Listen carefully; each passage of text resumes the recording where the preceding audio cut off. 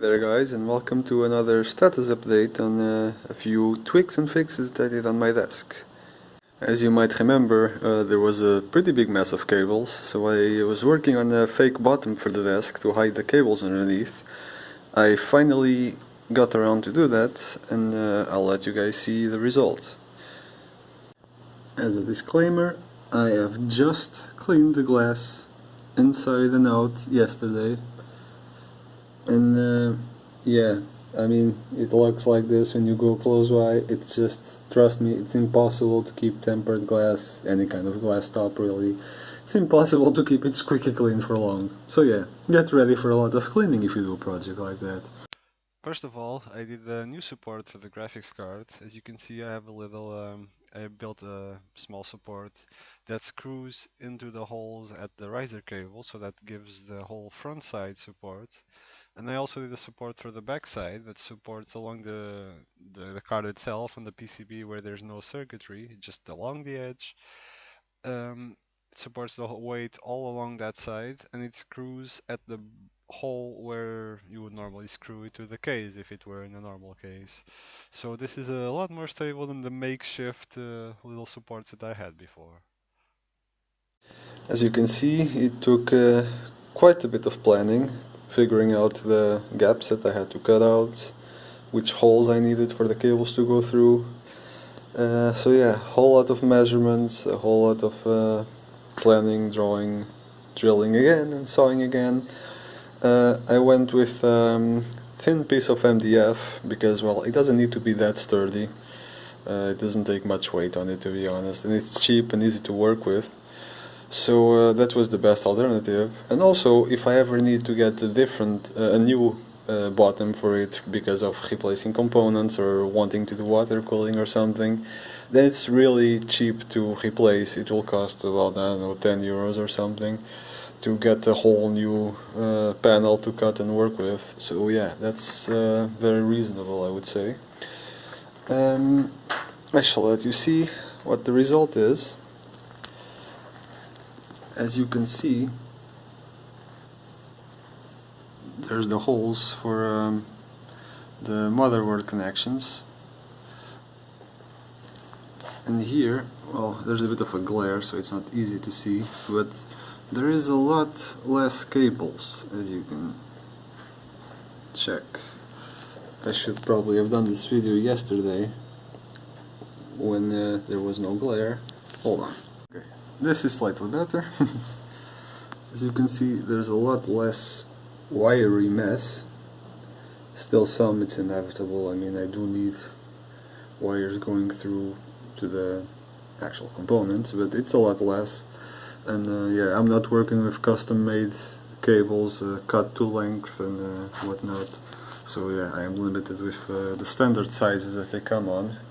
So yeah, there's always a bit of extra cabling to go around. I managed to hide most of it under the bottom, but yeah, there's always I could also have made a hole at each of the hard drives and SSDs to make it, you know, neater.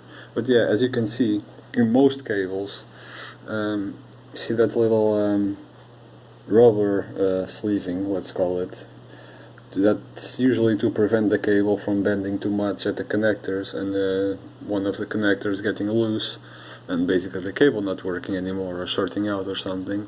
But yeah, it does not help when it comes to bending the cable. Where's a good alternative? Yeah, like here for example, it does not help when it comes to having the cable be flexible enough to make it neat and yeah. So yeah, I had to go with that limitation. Something else that went wrong was that because of the shape of the desk, as you've seen in previous videos, and because of this edge that I built into the desk to hide in the future a LED strip, because of that I had to do the bottom in several sections so that it would actually slide in, as opposed to just having one whole portion and just letting it basically fall into the desk. So that made it more difficult and also made it less neat. Now, what you are seeing now is not the final product, let's say. Like in some places it's quite neat, like here, as you can see, but then there are sections, like for example here, where as you can see part of the bottom sunk under the other, or well, more like this part rose up, and then same story here. So yeah, I will have to make that a bit neater, but it's just a matter of putting a few more screws holding it down because of the pressure of the cables under. Because for example the motherboard to the PSU cable, the power cable, is quite thick, and with all the cables in there makes it so that the room that I have in there for the cables is actually not quite enough. But I also could not make it higher because of the height for these fans here. I could make a cutout around the fan and make it higher, but yeah, it's not super, let's call it. I have to work with what I have and, well, learn for the future for the next desk, obviously. But in any case, this came wrong for 2 reasons, and I will put it back together neater and better in the future when I open the desk again to clean it. But for now I was just very tired of this for a couple of reasons which I will list, which is number 1, and that is a factor throughout the entire project. This is my one working computer, let's say. I don't have a backup computer to, you know, do whatever while I'm busy putting it together. So it's like when I open it and I disassemble everything, I have to make sure that I am done with it like in a few hours, well, before the end of the day, let's say. Otherwise I can't really sit down and relax for a bit or anything because I don't have a working PC. Cannot play anything or check emails or whatever, you name it. So yeah, I am always limited in for example here, I couldn't just be quite, oh yeah, I'll just leave it, I'll take it apart and put the cables neater, I'll just do it tomorrow over the next few days. Yeah, but then I won't have a working PC at all. And well, I usually am at my PC on my free time, so that's really not great. Not like I can't go without, but yeah, you know. And the other reason is, right now, because of me having this older motherboard, it's H97 ASRock with 1150 socket. Because of me having this motherboard, and it has no RGB headers, which is also the reason why I do not have the LED strips yet. Because of that, I am forced to use 2 separate controllers that came included with the ring fans. And they are, well, they're under there, but yeah, it's 2 separate controllers which are reasonably bulky, and they are also pressuring this plate to go up a bit. And I already have a premium controller up there in the box, but it does not have a USB 2.0 connection like this one does. So I cannot even use it on this motherboard. It will have to wait until I upgrade. But yeah, that will significantly reduce the clutter that is under that piece of the fake bottom, and also let it fall down a little bit more so that it sits better in relation to the other pieces. The other factor is I have it actually quite neat. I have it screwed down here, and can you see it there? There, perhaps. And I actually took the screws out because I had a little bit of a panic moment. I thought I had poked the wire with a screw because I was booting the PC. It was booted for like 2 seconds, fan starts spinning, and it just turns off again. First thought, oh crap, I poked the wire, it's short-circuiting, the entire system's gonna die. Yeah, so I took off the glass again. And when I fidgeted around a bit, I touched the wiring of the power button, and as I touched it, without actually pressing the button, the PC started turning on and off again.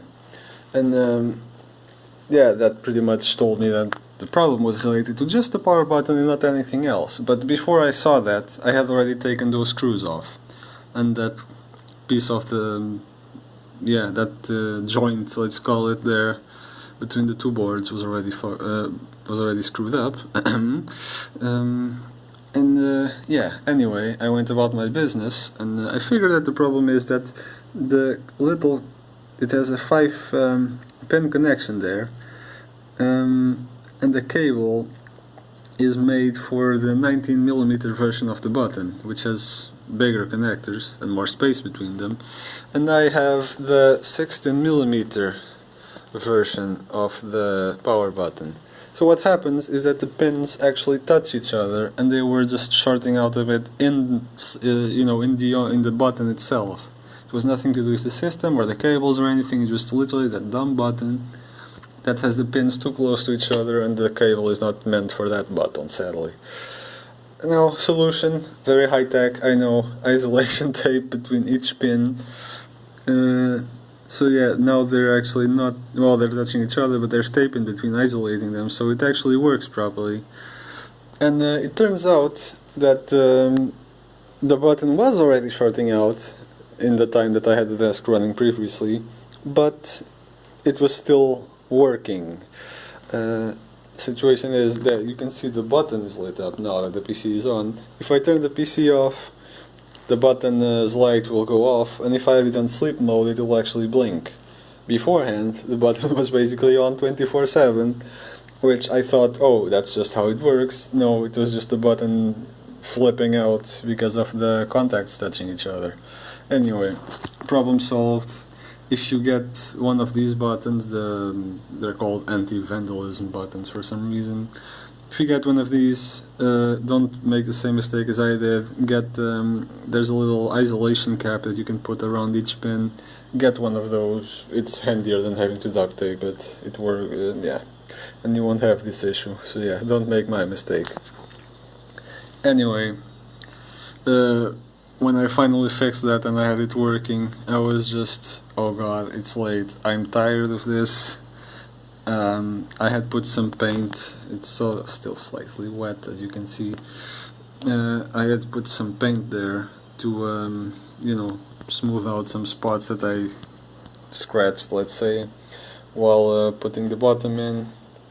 I am just going to close it up. It's working. I'll worry about making it a bit more perfect next time I open it to clean up and for maintenance.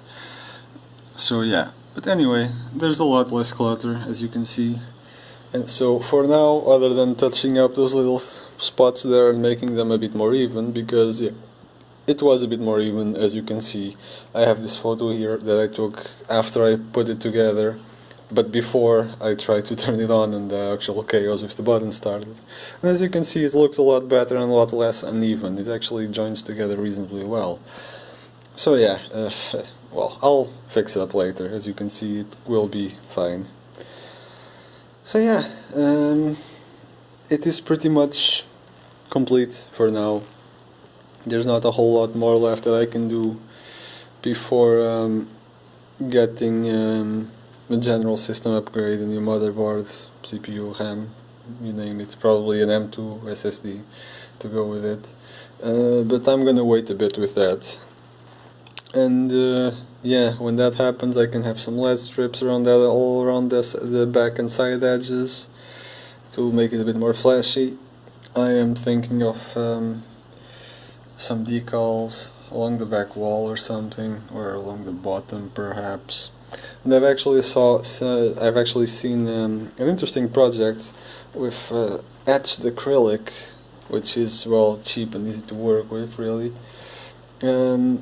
Etched acrylic with a little LED underneath, and that would light up the etched places.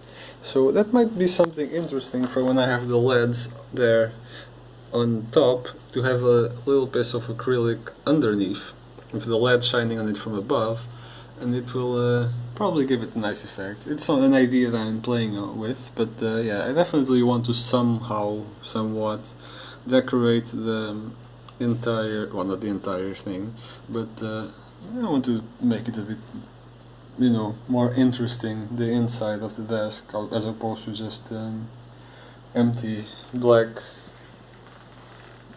bottom, let's call it. And yeah, so yeah, as you can see, it is not perfect. I have made mistakes. But yeah, it's a learning process. It's my very first project, and hopefully not the last. I am thinking of perhaps seeing if, putting a net up and seeing if anyone would like me to work on a project for them, perhaps. Not so much, well, not that I'm gonna do it for free, but not so much to make money or something, but to keep busy, basically. Because I do like this, and it would be a shame if I didn't do anything of this sort anymore, because I mean, let's face it, I don't need another one for myself.